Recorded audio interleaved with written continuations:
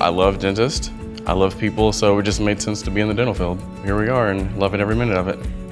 I've actually wanted to be a dental assistant a long time ago. I wasn't sure where to start. I went and read everything about it and I was like, this is really cool. I just want to go try this. The flexibility of the hours of school and when I had to be in class was very helpful to me because I was working a full-time job at the time.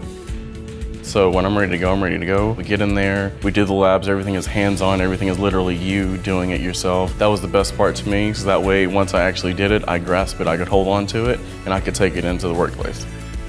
They explained to me how affordable the payment was and how I don't have to pay it all at once. They have pay plans, so I didn't even have second thoughts about it. I just did it. It was very affordable, it was quick, 12 weeks, so I thought it was a good deal. They also did help me with my job. Career Services sent my resume and that day I got an interview. It was amazing. It was actually a surprise to me because it was real quick. The current job I have now I already had before even graduation, so the school did a great job of helping me prepare for those interviews and things like that. I was still doing my externship and I actually got a job, so I was working and going to school. It was actually pretty great.